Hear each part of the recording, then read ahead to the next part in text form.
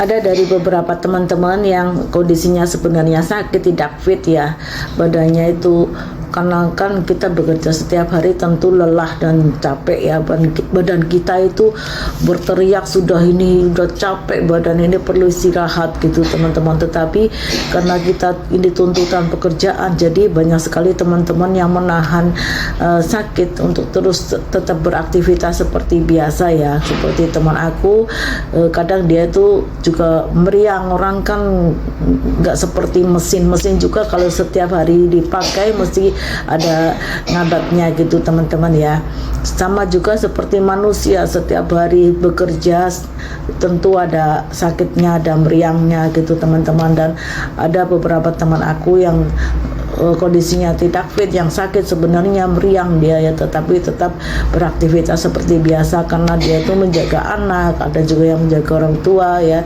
Kalau dia sakit siapa yang mau menjaga ya, nggak ada gitu teman-teman. Jadi dia itu memaksakan diri untuk tetap bekerja. Sebenarnya badan ini udah teriak-teriak nih pengen istirahat gitu teman-teman, tetapi ya kondisinya seperti itu ya.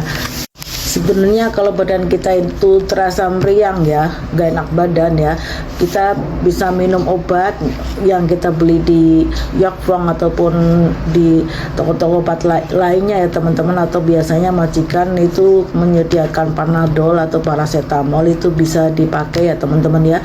Kalau setelah kita minum obat, minum air yang hangat-hangat, air putih hangat terutama ya teman-teman. Dan kita sebenarnya itu butuh istirahat ya, tiduran walaupun itu cuma 1 jam 2 jam ya, insya Allah nanti bisa pulih kembali jika itu meriang biasa gitu teman-teman ya, karena masuk angin atau bagaimana ya begitu.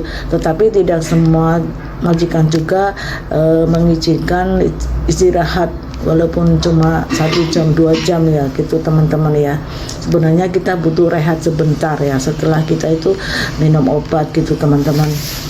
Tetapi jika kita sudah minum Panadol, paracetamol ya, tetapi belum sembuh juga ya, berarti kita itu butuh berobat ke dokter ya. Itu bisa minta izin ke majikan, karena kita itu di kontrak kerja itu sudah ada asuransinya gitu teman-teman. Dan majikan itu wajib memberikan asuransi kesehatan pada kita apabila kita itu sakit ya.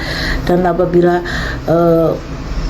meriangnya kita itu mungkin butuh waktu istirahat yang cukup lama, 1 hari 2 hari gitu teman-teman bisa minta surat izin dari dokter ya, surat izin cuti sakit gitu teman-teman ya. Karena kita itu sebenarnya ada cuti sakit ya teman-teman, apabila teman-teman itu sudah bekerja 1 tahun ya, 1 tahun 12 bulan itu cuti sakitnya 2 hari ya. Terus 2 tahun berarti cuti sakitnya itu tambah lagi jadi 4 hari tambah 2 hari lagi, dan seterusnya. Atas akhirnya itu kita itu cuti sakitnya itu 120 hari gitu teman-teman ya. Ini kalau aku nyontoh di buku ini, kalau teman-teman punya buku ini teman-teman bisa baca-baca ya, jangan cuma disimpan saja gitu teman-teman di sini, karena ini banyak sekali keterangannya ini tentang hak kita, semuanya ada di sini ya. Jadi cuti sakit kita ya maksimal itu 120 hari gitu teman-teman ya. Majikan itu tidak boleh mem-PHK kita saat kita itu kondisinya sakit ya, karena bisa dipidana atau denda setara dengan 100.000 Hong Kong dolar gitu teman-teman ya. Dan selama cuti sakit itu gaji kita itu 4/5 dari gaji kita gitu teman-teman. Apabila saat kondisi sakit kita di PHK oleh majikan ya teman-teman, majikan itu harus membayar 1 bulan gaji sebagai pengganti notis apabila kita itu di PHK secara mendadak ya.